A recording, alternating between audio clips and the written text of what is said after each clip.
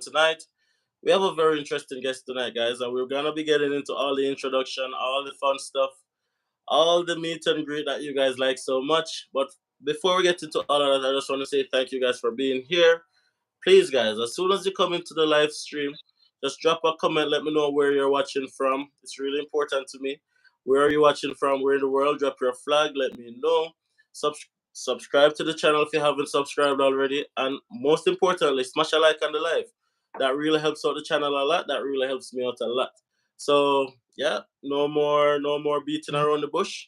No more extravagant intros. What we're talking about right now is a topic that a lot of you guys have been asking for, and this is going to be a very fulfilling session. Now, today we are joined by Lori Singh. Now, if you don't know who Lori is, it means that you have not been watching this channel very much. Now, Lori is an immigration consultant. She's the owner of Bengtsson Immigration Consultant, who is the Andersons partner immigration consulting firm. So if you guys are thinking of coming to Canada, Bengtsson Immigration Consulting is definitely the immigration consulting services that we at the Andersons recommend. So Lori has been doing this for a number of years. She's very passionate about it. But I'm not going to be introducing her. Lori, hi, welcome. Thank you. Tell me a little bit about yourself, Lori, and what is it that you do? Well, like you said, I'm an immigration consultant. I've been practicing as an immigration consultant since 2018, but I was articling, if you will, for someone else since 2015. So I've been doing it for a little while. So, immigration consulting, I know we did a video the other day, and a lot of persons here, I'm sure they have seen that video. But is immigration consulting the same as, I'm just going to jump straight into it. Is immigration consulting the same as job recruiting and finding a job for someone? No, not at all. Immigration consulting so I practice immigration law.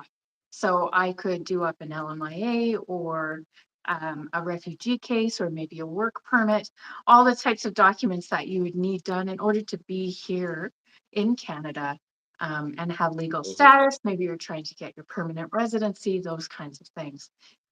Finding a job is not something I can help with. Okay, so study permit, work permit, everything else. Guys, so you hear it. I just wanted to get that out the way. So if you need someone to help you with a job, you have to probably look for a job recruiting agency, which is something way different than an immigration consultant. But first things first, Lori, thank you so much for being here tonight. Really appreciate you taking the time out to, share some of your wisdom with my audience, and hopefully they show some love in the chat. Guys, just drop some welcome. I see all the comments coming in, but just drop some welcome to Lori so she can feel comfortable. Because Lori this is like new to her. She's not very like I had to tell her like, hey Lori, we're gonna be going live on YouTube and then explain what it is. So please take it easy with her. She'll get used to it because we'll be doing it I think every Friday night at first, and then see how things go, and then we'll go from there. All right, guys? So just drop some welcome in the chat so Lori can feel at home, and then definitely take it from there. Susie says, good night, Dems, and hi, Lori. Thank you, Susie. Guys, we're just going to be talking a little bit for the first part of the session, and then I'm going to ask you guys if you have any questions that you need to be, clarified by an immigration consultant who Lori is. You can throw it in the chat, and then we can definitely talk about it some more. Lori, now, without going over some of the stuff that we talked about in the last video, would you say studying in Canada is a viable route to migrate to Canada? Yes. I would definitely say that because you have the opportunity for a post-grad work permit. I think you have to really plan how you're going to come, though. So quickly, if you study for a year and get a postgraduate work permit for a year, it's highly unlikely that's going to be enough time for you to get your postgrad. So try to do a 2-year diploma or more so that you get a longer postgrad permit, so that will allow you to, get your permanent residency. Get your permanent residency. It's expensive, though. I know. One of the good things is the rural renewal program. You guys have heard us talk about it before. That program will take your studies into account and you won't have to worry about work experience. So if you can find a company that will take you with that, then you'll be okay. Hold on. Let me just let me just make sure that I understood what you just said. So Sure. you're saying that as an international student, when you have graduated school and you have gotten a company who's a part of the rural renewal stream to offer you a job offer, you won't have to have the word relevant work experience that's a part of the program right now. That's right. So we can double check that to make sure it's correct, right? Okay? But as I understand it, you do not have to worry about it. That's So fantastic because it simply means that the possibility is there, and that's, of course, we're gonna look it up, make sure that everything is as how it is. But what that is saying that is when you're finished school, all you need is a rural renewal stream job offer, and then you might become a permanent resident immediately. yes, again, we'll double check that information, like you said, but Yeah, it's one of the reasons the program's so great. There's a lot of opportunity there for you to move forward, right? I wanted us to spend a little bit of time and talk about the rural renewal stream. For persons who are watching this video right now and they've never heard the term before or they're in another country, what is the rural renewal stream? It's a program here in Alberta. It allows employers to basically say, hey, I need some people to fill in some jobs that I have. It releases the employer from getting an LMIA. And basically, it makes it so that you can directly apply for permanent residency. This is very general, but I think you know what I mean. So, as an Yeah. example, you would come, let's say you wanted to work for me, you would, if I have applied and I've become of the part of the rural renewal stream, that means I'm Hmm. advertising the job listings on the city of Grand Prairie. Then you would apply for that job on the listings on the city of Grand Prairie. If I pick you, that means you apply for a letter of endorsement. From that, you then, once you've been accepted, apply for permanent residency through Alberta Provincial Nominee. It's a great program. That's that's a fantastic program. And I'm always being the pessimist because this is a program that I've spoken about before on this platform. And I always say that the feedback that I get, I have to share, and I'm always sharing. But persons are generally saying that the opportunities are misleading, and they go on many different companies, there are many cities' website. They see jobs. The jobs are not real. The jobs are reserved, and it's just not as straightforward as how they make it seem. Some of the jobs may not be real. Some of them may be reserved. That's true. But you can't afford to let that stop you. So if you try for a computer technician here in Grand Prairie and there's only one company listing, my advice to you is to check with all the other companies in Grand Prairie that are doing it. And if you find that all of them are liars, then check all the other cities. Yeah. You're responsible for finding your own job and you can do it. You know, Would you would you suggest like this is not based on experience in the past, but this is just your opinion. Do you okay. think that when persons are here in Canada, physically going to those companies, it makes a significant difference than when they're trying to get the opportunity from their home country? Unfortunately, yes, I would agree with that. And why would you say that? Like what would be the basis point? I think that anytime someone hires someone, it's so I'm a little old fashioned, right? Um, if you come to my office and ask for a job, I'm more likely to think that you're serious about it, and I'm more likely to consider you as an applicant. Hmm. Um, I've heard from HR departments that don't agree with that philosophy at all. They want to see it online and they want it to be fast. So they Hmm. don't want to meet you or hear you have you call them, right? So it kind of depends on the age of the person that's doing the hiring and what their personal culture is. Culture is, yeah. But in a nutshell, a simple answer, perfect world. going to the employer probably makes more sense than just relying on online and stuff like that. You're asking for a commitment from the employer. In my mind, it's not unreasonable for them to want to meet you before they commit to you. And let me ask you this, Lori. So you are a business owner as well. Yes. Now, if you should hire an immigrant, what are some of the qualities you are looking for? That's a tough one, isn't it? Um, I would want someone who's punctual, someone who's on time. For me, that means 5 minutes early for the interview. I would want someone who speaks well and speaks clearly. Um, Mhm. in my line of work, you don't need to do 100 push-ups, but you do need to be able to use Word, right? And I Yeah, think employers are going to look for the things that are really important to them. So, if I was hiring truck drivers, then I would want to see your driving skills or an abstract or something yeah. clean, right? Okay, so in a nutshell, what I was like, that's a very good answer, by the way. But what I wanted to know is like somebody who's on, and when I say immigrant, by the way, this is so general because I know it depends on the person's personality, country the person is from, culture, so many different aspects. But I'm from Jamaica, and in Jamaica, we're very pushy, right? We are gonna be in front of you until we get that opportunity. Is that a good approach? It depends on the way you push, doesn't it? Hmm. So Don't if you're push too hard, but push a little. yeah, right? If you're rude, it's not going to go very well. Absolutely, absolutely, absolutely. And I get it.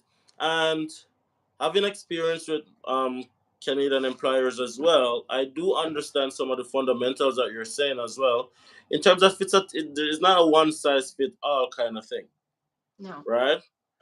But what advice would you give to somebody who's in their home country, doesn't even have a Canadian visa, they can't even come to Canada, and they want an opportunity to work in Canada? What advice would you give to that person that would probably benefit their search? So back to you saying about being pushy. If Hmm. people get busy, and if you were to contact someone like me, let's say today, looking for a job, and I didn't get back to you today, and then you decided to contact me again tomorrow. If you contact me every day, you become an annoyance. That's Hmm. my opinion. But if you take some time in between, think about the type of emails you're going to send, or if you're going to call, there's nothing wrong with that. Just don't call every day. Hmm. Call, after a week or after something has happened, like an interview or something. Yeah, Does that answer your question? it does. It does. In a nutshell, you have to be more intentional.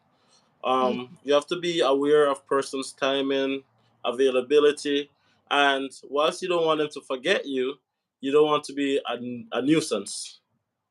it's right. And you can't control what that other person thinks of you. Hmm. Um, So if you're calling every week and you're being kind and polite and they think that's terrible, maybe it's not the right company for you. That's right. Now, what are some of the applications that you have a lot of experience in processing? So for persons on the live right now, by the way, we have over 50 persons on the live. Thank you guys so much for being here so far. Please smash that like button because we only have 23 likes. Bring up that like button, definitely. But what I was asking is, I'm sorry, what are some of the applications that you have worked on in the past? I think it would be easier to say what I haven't worked on. It's been, 8 years, so Hmm. um, I don't work too much on express entry anymore. Okay. Um, the reason for that is usually you can do that yourself, I feel. Um, and that's really it. Everything else I worked on and I continue to work on.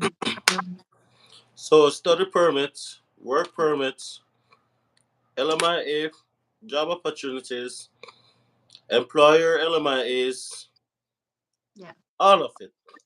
all of it. Travel sponsorship, Lonely Canadian, anything you can think of, basically. Did you say lonely Canadian? Yes. What is that? Did you know there's 100 programs at least in immigration? I did not know that. Well, one day we'll have to, take a look at that list. But here, here's an interesting one for you. Lonely Canadian is application for a Canadian citizen who can sponsor someone. It starts with your parents, and there's like a hierarchy. You work your way down. But the whole point is, if I'm from India and I have no one here, I'm not married, I don't have any children, I can sponsor my mother to come here. I don't have to wait for the parental sponsorship. Okay. Okay, that's very interesting to know. I did not even know that something like this existed. Yes, it's a really good program, and the lonely part of it is the whole idea of being alone, Yeah. right? So, So in other words, I need company. that's right. That's And right. as a citizen of Canada, you have the right to sponsor someone. Okay. So it doesn't have to be someone who you're in a relationship with or anything like that. No, so for example, um, sorry, my lighting went away here. That's Just a okay. sec. So, for example, if my father was living in India and I'm living here and I have no one, then Mm. I can sponsor my father to come here. There are some financial constraints that you have to adhere to, Of course, of course. right? And other things that we're missing. But yeah, it's a very good program. So let's say I sponsor my dad to come here, and now I go back home to India and get married. I can still sponsor my partner because I've already used up the lonely Canadian. That's okay. Okay, Sponsoring a partner is a whole different thing. So I gotcha. I gotcha. So over 100 different ways to migrate to Canada. that's, yeah, Hopefully I get probably half of that list one of these days. But that's amazing. What I'm gonna do right now, I'm just gonna open up the chat a little bit sure. for anyone who might have any questions. I'm sorry, guys. I've been trying to get over this cold, so please, you guys know how it is. Anyways, I'm gonna open up the chat a little bit for all the persons who are here. If you have any questions that you want to ask Lori, I'm just gonna take this couple of minutes, ask you guys just to pop it in the chat, and then we see if we can answer a few of your questions. Okay, guys? So go for it. Just throw it in the comment section if it is that you had a question that you wanted an immigration consultant to answer. This is your opportunity, by the way. We have Lori here, who we're also grateful to have, by the way.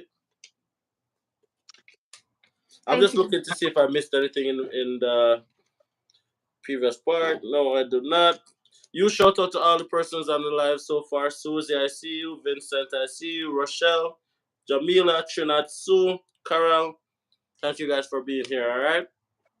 So since we haven't gotten any questions yet, Lori, let me just keep asking questions then. And Sure. these are the questions that persons ask me, and I always have to say, hey, I'm not a consultant. Let's see if we can get it answered. Okay. Now, coming into Canada as a visitor, where your intention is to get a job and Hmm. stay. What should you be saying to the immigration officer at the airport? Hey, I'm going to look a job.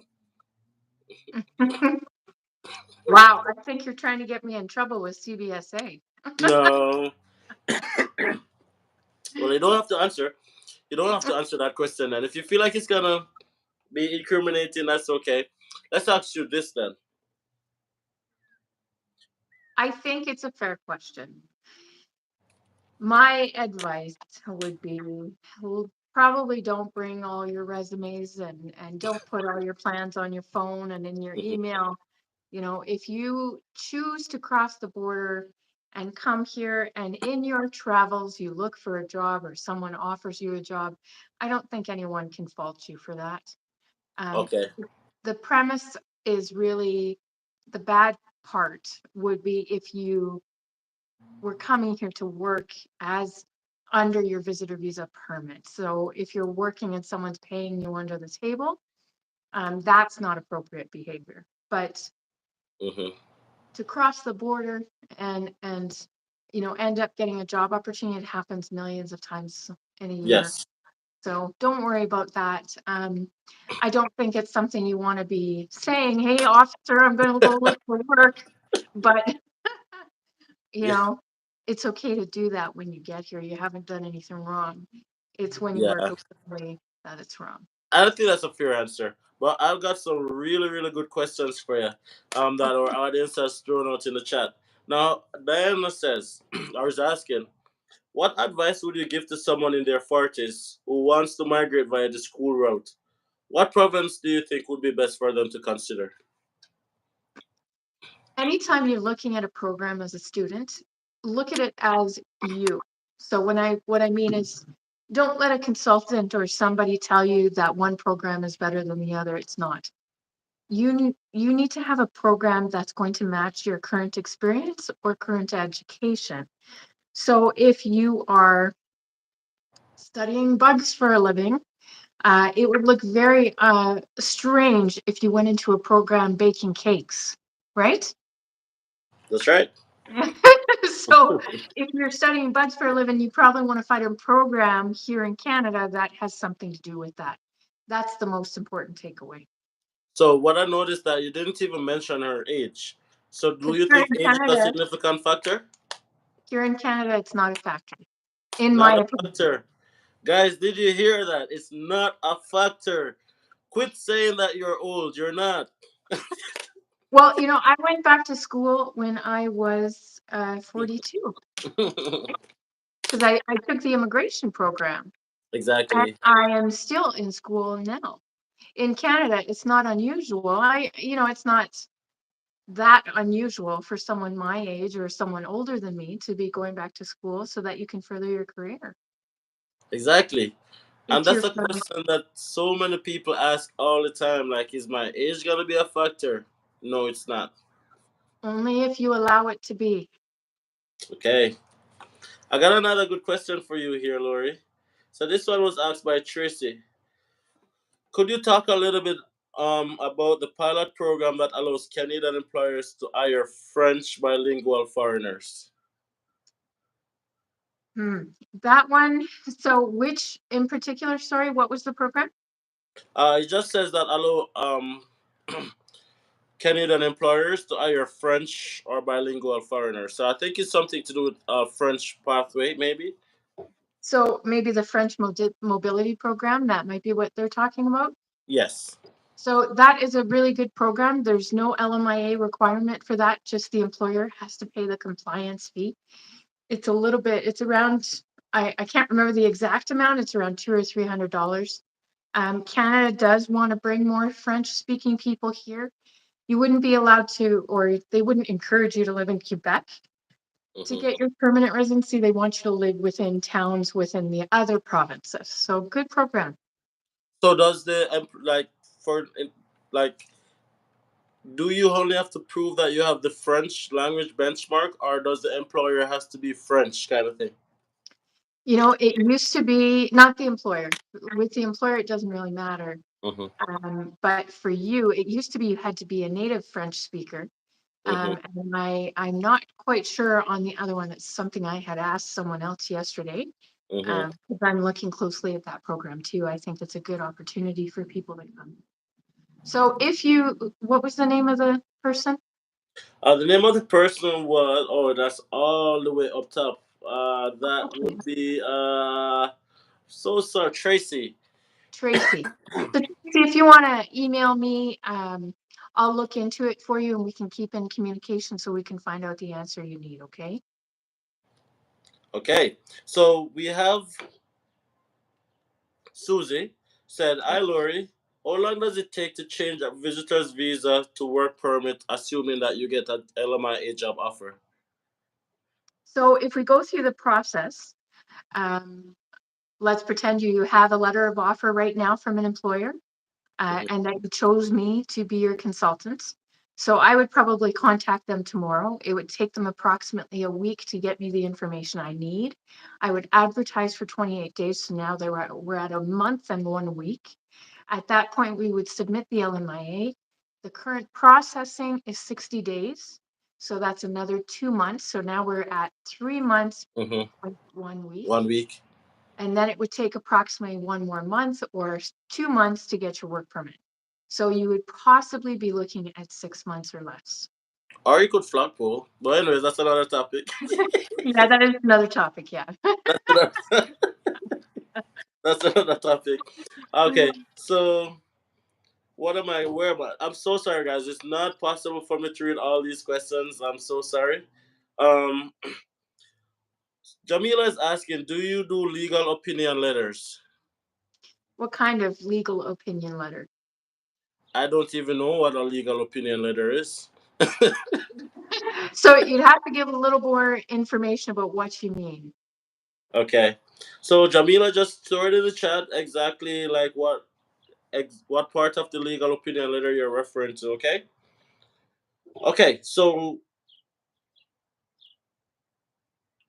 I'm just trying to like make sure that I'm asking the questions that a lot of persons would want to ask know the answers to. Okay. Okay. No, this is another question. I think you would be able to answer this. It says, if I'm in Canada on a visitor's visa and I'm able to get a job, do I have to remain in Canada for the processing of the LMIA?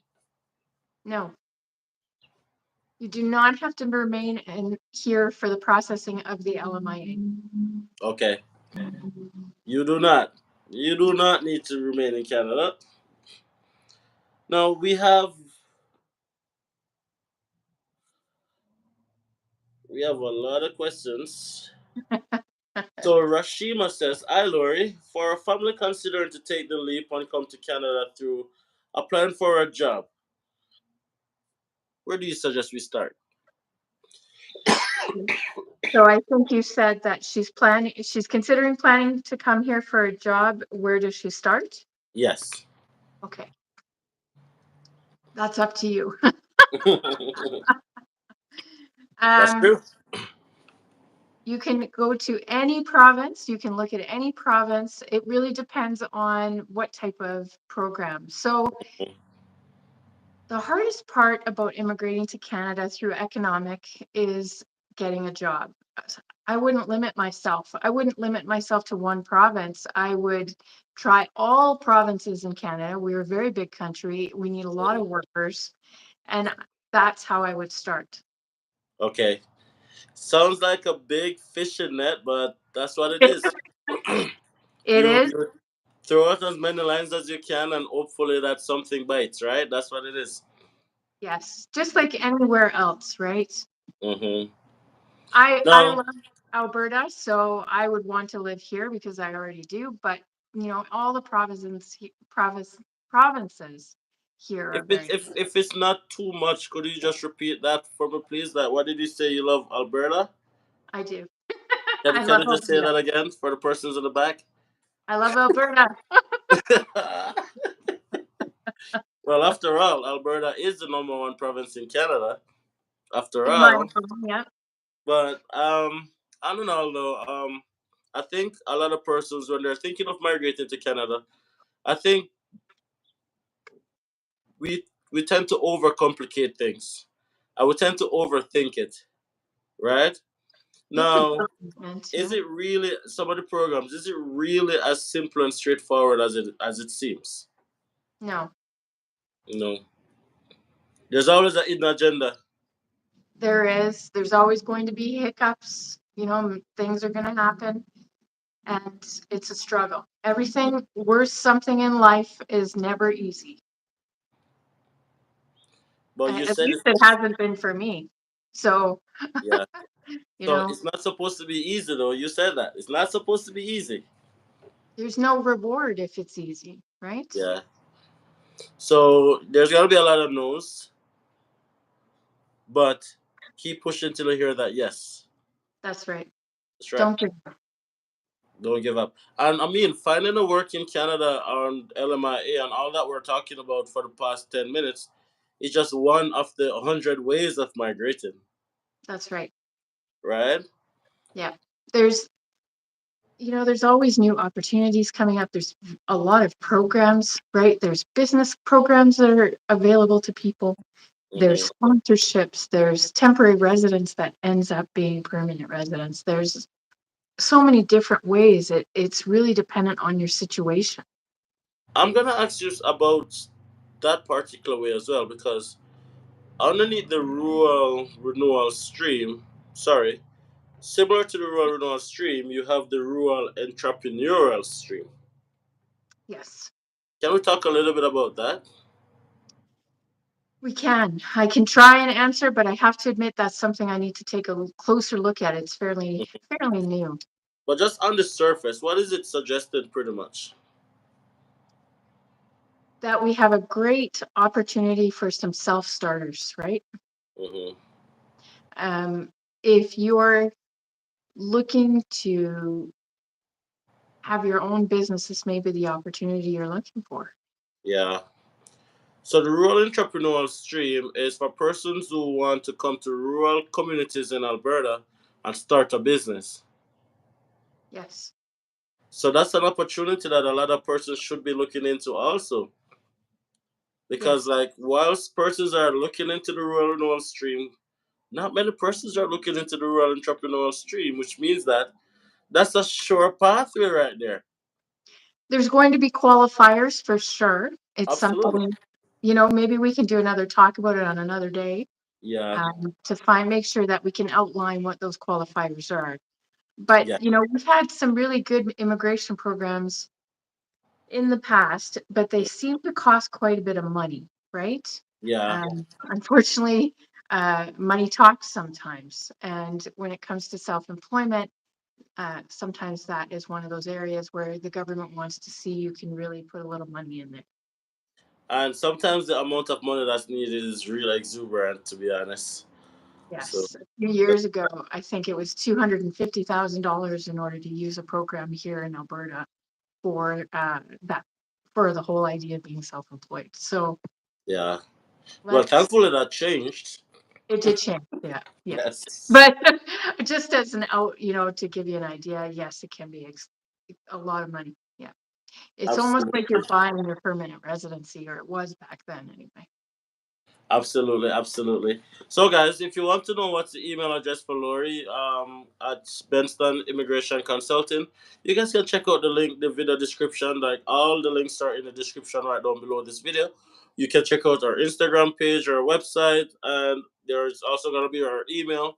If it is that you need consultation with Lori, you can also reach out to her, book a consultation, and see because immigration is tailored to it's like your fingerprint, right? It's not one size fit everyone. Everyone has a different fingerprint. Everyone's immigration journey is different. So to find out what might work for you, book a consultation and just let Laura deep dive into your life and see what can be done in terms of to get you to Canada. Can I work in Canada while awaiting my PGWP? I can answer that. Yes, you can. As long as you've submitted your application. I don't need to be a consultant to answer that because I've been through that process. So as long as you have submitted your PGWP application, you get that notification of sorry, what's it called again? You get that letter that says you have submitted it. Once you get that letter, you can start working. You can't start working before you submit it though. Very important to know that. As long as you get your letter of completion from the college, you have to stop working. But as soon as you start work, submit your PGWP, you can start working again. Do it like me. Get your letter of completion today, submit tonight, start working tomorrow. There's no break. Do it that way. How did I do? How did I do, Laurie? Talk to me. You did great. Did great. Okay, fantastic. If I am in Canada, this is Yannick Thomas. If I am in Canada doing a certificate course, can you upgrade to a diploma? I'm in the same. I think that depends on the school. I'm not sure that's a lower question. I think that depends on the school. Well, just a sec. He said a certificate. If I am if I'm in Canada doing a certificate course, can you upgrade to a diploma in the same course? So you're wondering if you can get your student permit extended. If that's the case, then yes. Canada doesn't mind if you want to take another course usually. That's not a problem. Okay. If I understand the question. Yeah, I think probably that's what the person is trying to ask. Yannick, please clarify, and then I'm sure we'll try and answer it a little bit different.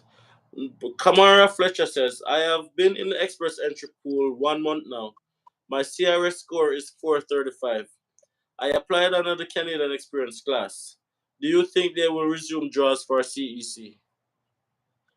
I would like to see them resume draws.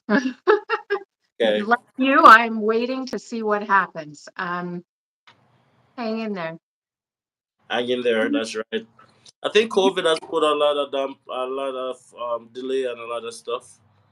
Well, Um, you can apply for CEC directly. Like, are you, which provinces are they in? I'm not sure, but you can apply for CEC directly.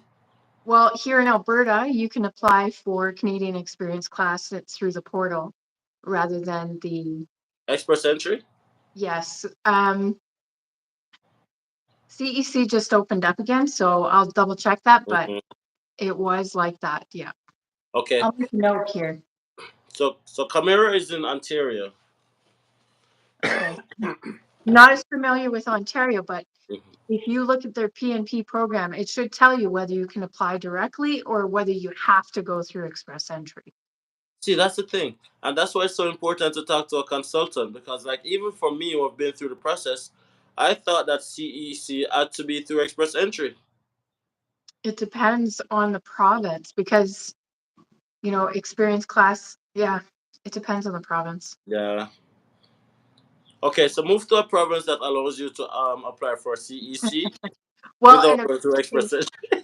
eventually I'm thinking they're going to use express entry completely, right? Because express entry actually isn't a program for you to come into It's a Canada. pool. It's a management system.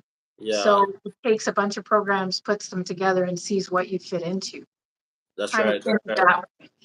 that way. So if they haven't already stopped CEC from uh, being able to apply on your own, then it's going to come happen soon. Yeah, and plus, immigration is always changing, right? So It it's is. Yeah, lots of different ways. that's very true. There's always something happening. Yeah. So Kamara, I think what Lori is saying is that you have to look in your province in Ontario to see if it's something that's possible because it might not be possible for you to do it through provincial nomination. You might have to do it through express entry still.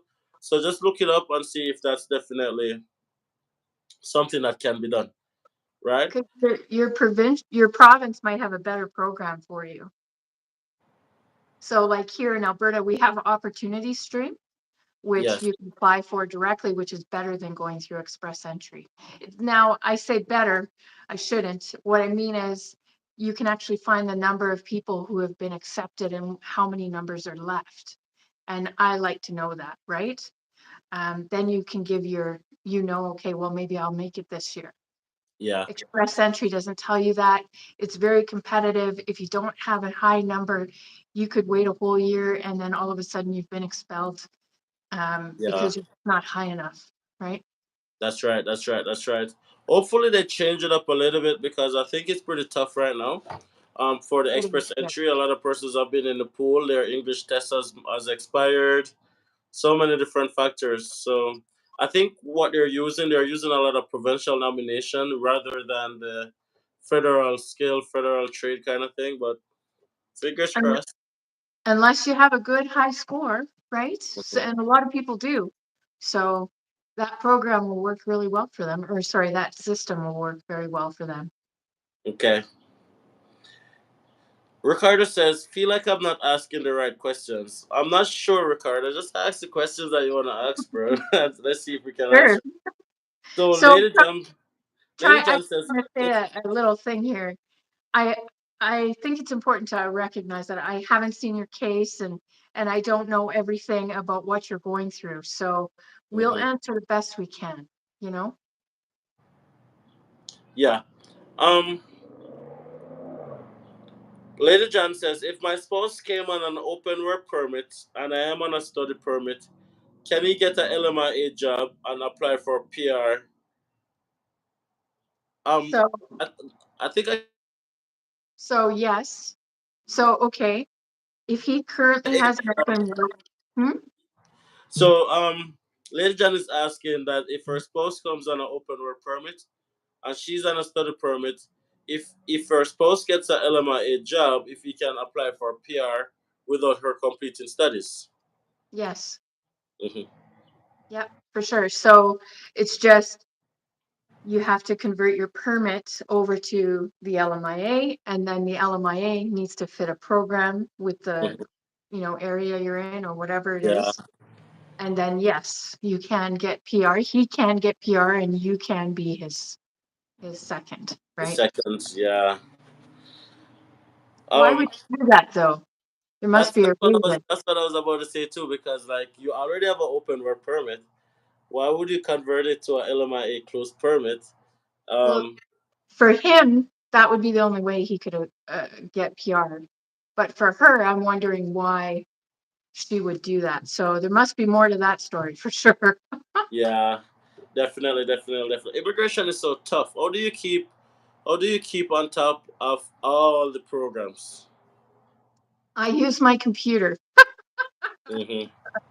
I can't remember everything. That's why sometimes I'll say, you know what, I got to get back to you because things change so much. There's so many different programs. So if someone comes for me to see me with a consult, you'll see me look at the computer and Yeah, show you what the best option is because I want the most current information. Things change all the time. all the time. So pretty much anyone who wants to migrate to Canada should be adopting the same principle. Always researching, always looking up, always following up, just to make Yes. sure that they have all the up to date information. And what's the best website for persons to do research on? I would say Canada's website, immigration, right? Canada.ca. Canada. That's Um, it. yeah. The PNP, Provincial Nominee Program for your province would Hmm. definitely be. When you hear about other provinces, like Alberta is kind of nice with just the 12 months and then you can Hmm. become a permanent resident. Yeah. Nova Scotia has some nice programs going on. You I would keep track if you're not really, you don't need to stay in the province you want to stay in, Hmm. like, sorry, the province you're in, because maybe there's another opportunity somewhere else. Hmm. Hmm. So Laurie, Duane is asking, I am currently going to my final year, expecting graduation April 2024. When is the best time to book a consultation with you?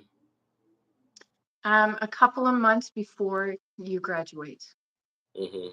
and then we can talk about a pass for you with your postgraduate work permit. Okay. Okay. And I think I'm up. Like, I'm sorry if I missed your messages, guys. It's not possible to read all. Oh, so Trina says, if I have a job offer in the Atlantic provinces, what is the next step to apply for a work permit? I'd say contact Lori. That would be your next step. Sure. What would you say is the next step? So she said she has a job in the Atlantic provinces. Yes. Then yes, please contact me. If your employer is supportive, we can get an LMIA or look at your circumstances and see what we need to do. Okay. So if you have a job offer, you need to be contacting Lori, Yes, please. and I'll, then we'll find a way. the hardest part is the job offer. So Oh, once that you have part is that. tough. Do you need to have ties to Alberta to apply for any of the PR programs, So if I ties to Alberta, I'm not quite sure what that means. like family members and stuff in Alberta? If you're applying through provincial nominee, no. If you're applying through express entry, they do give you adaptability points. I don't know if that's what they're thinking. There's no adaptability points in provincial nominee. Okay, so you cannot know anyone, not having a family member. Just come, do your time, work your 1 year, and be eligible and do everything on your own. Yeah, it doesn't, you don't need family here. Mm-hmm. Um, Other programs where it would help to have family would be very different than what we're talking about today. It would be like humanitarian compassionate or Okay. refugee. Maybe you're coming from the US or something. I'm Hmm. being very, very general there, but Yeah, I think you see what I mean. we're being very general because we are gonna be deep diving into different programs on a weekly basis. So this session is really meant to be general, right? And Yeah. in keeping general, under what circumstances can someone apply to for asylum in Canada? So under what circumstances? Yeah, like just keep in general. Like, of course, it depends on the individual circumstances, but what would be considered asylum eligibility kind of thing? Sure. So the Ukraine is having a lot of problems right now. So if you came from the Ukraine, maybe you're running for your life, that would be when you would claim refugee status. Hmm. Um, maybe you're running from a partner who is abusive and trying to kill you. Hmm. It could be so many different things. The main basis or foundation for that claim is your life is being threatened. Now, with that being said, being a refugee in Canada, does that exempt you from any social programs, like any like when you're do you get permanent residency or do you get a work permit? Is what I'm asking. Mm. Refugee is very complicated. Mm-hmm. So if you claim refugee status, yes, you will get a work permit, but you will also have a deportation order out on you. It won't be in effect until they determine whether you can stay or not, but you will be here without status. You'll have a work permit, but you won't have status. So what that means is you're not eligible for any programs here. So Mm-hmm. let's say you get a great job working for the bank, right? It's wonderful. Well, because you don't have status, the minute your claim has been rejected or accepted, that's going to make or break your life, basically. Oh, And very general here because there's other, remedies like humanitarian compassionate, yeah. things like that. But I just want you to know you can't apply for these great programs we have and Mm-hmm. be Mm-hmm. pushed out. It's Okay, I think that answers the question. Just give me one quick second here. I'm just writing Bengtsson Immigration Consultant in the chat, guys. That is the Instagram page. Go and give it a follow, Bengtsson Immigration Consultant, and email that we're working with is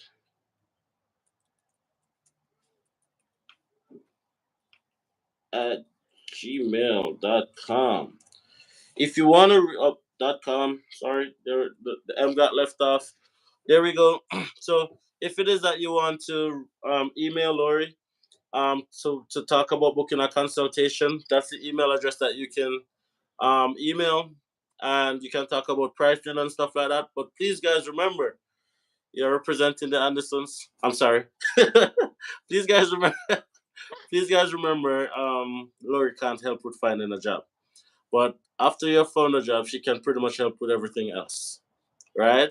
So bear that in mind. If you are looking for a job, I understand it's a very challenging thing to do. Finding that job offer is very tough, and sometimes we seek help anywhere we can get it, which is okay. I can take it, but yeah, please don't burden Laura with that because ultimately she's not going to be able to help, and of course it's going to be a dead end. So as long as you have had a job offer, have a supportive employer, want to study in Canada, want to work in Canada, any of the sort, reach out or just book a consultation just to find out like in what category you may fit. You may never know. Just see in what category you may fit and you might find a way that you didn't even know about, right? absolutely. I feel like I feel like Bengtsson Immigration Consulting is gonna be getting so many emails. Can you take it? Absolutely. You can take it, you're sure? Yes. Okay, she can take it, guys. She can take it. She can take it. No, I asked you this question. in our last video, and I'm gonna ask it again, just because Carla asked a question, and it kind of jogged my memory a little bit. The question that Carla is asking is, sorry, not Carla. Carla didn't ask this question. Jay Banks did. He says, "What's the most practical job to seek if you come to Alberta on a visitor's visa?" Hmm. That's a good question. It's tough to answer. Mm-hmm. So if you're, as an example, going for the rural renewal program, you want to try and get a job that's related to the experience you came here with. Mm-hmm. If you aren't worried about your experience or a program right now, you just want to get a job, then any job is fine. Maybe you're going to work at Tim Hortons or A&W or somewhere else, right? Yeah, and that led to the other question I was gonna ask, but I wanted that to be cleared up first. Is, and I'm gonna ask it again, just as I asked it in the video. Do I have to work in a fast food restaurant to get an LMIA job, Lori? I'm not built for that. I'm not built for that, Lori. You do not. It is a common job, it's true. But we can get you LMIAs for any job. You just need the support of an employer. Okay. So there are many different types of jobs. You all know that. You could be, as long as it's not on the job list that says, we can't take them. Yeah.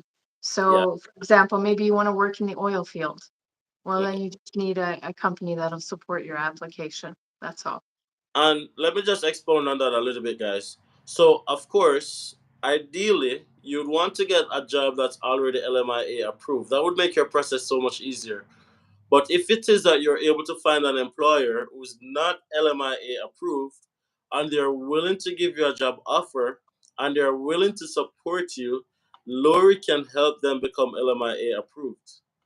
That's right. Or, if there's a better program that they fit into, we can work on that because, like the French mobility program, you don't need an LMIA, or the rural renewal program, you don't need an LMIA. There are exceptions to every rule in immigration. We just need to Yeah. know more about your situation. So, in other words, if you get a job offer, even if it's not LMIA approved, it doesn't mean that you have hit a dead end. It That's right. means that you have already done the hard work. That's right. We just got to find a way. Just gotta have to find a And way because, if there is no way, I will be honest and tell you, I don't like to keep people in the dark. So I'll just say it doesn't work. and that's gonna be like probably a rare situation because I believe that there's a way for everyone. Me too. I I mean, it's been usually the only reason I've ever said those words have been because someone has overstayed, doesn't have status, and has been deported.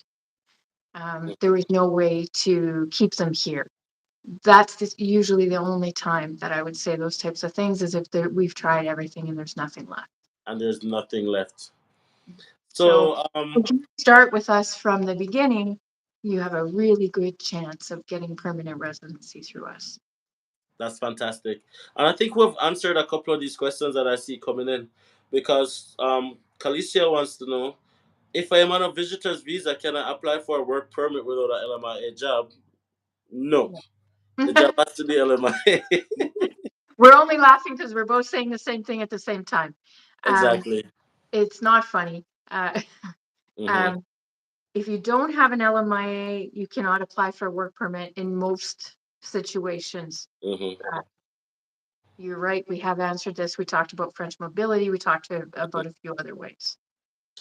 And J Banks wants to know, does the employer has to pay for the LMIA? The employer is supposed to pay for the LMIA. Yes. Okay. So, which is why finding an employer to support you is very important. And you have to show your worth, guys. You have to show value. You have to show them, why should you do this for me? What value would I bring to your team? Yeah. If you do this for me, I'll ride till the wheels fall off, kind of thing.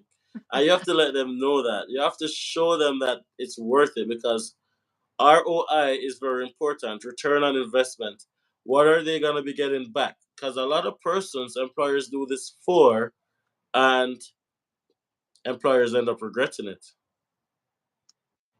And it is an investment, like you said. So if you think about it, to go through our company, is Hmm. 3,500 plus 1,000 the government fee. So it works out to about 5,000 with GST, right? Yeah. That's a lot of money for an employer. Yes. So let's set that aside. And if we look at the wage for the job, the employer has to pay the median. So we're not talking low wage, we're talking middle of the road. Yeah. Now we're paying more than we would pay for a Canadian or permanent residence. Hmm. So there's already another investment there. Hmm. Uh, if it's low wage, we could be looking at airfare, we could be looking at, some accommodation, things like that. So it is a lot to ask for an employer in some ways, but you have good skills. I don't even know you, and I believe you already. Yes. I've seen many immigrants come here and work so beautifully. So a lot of employers know that, or they wouldn't bother doing LMIAs, right? Exactly. So And don't get, Rosemary wants to know, with the LMIA job, can I take my family with me? it depends on what your knock code is. Okay. The new tier system that came out in March, most number, okay, so normally 4 and 5, no, but most jobs that are in tier 4 or 5 are yes right now because we need employees. And our current Minister of Immigration is encouraging family reunification and Yes. doesn't want to separate people. Hmm. So right now is a really good time to come. Did you hear that, guys? Now is the time to come. Not tomorrow, not next year, not next 2 years. Because Yeah. now these opportunities are there right now. And immigration is always changing. We might wake up tomorrow and everything changed. And we hear that these things are no longer on the table. That's how immigration works, right? So when it's there, you have to take advantage of it.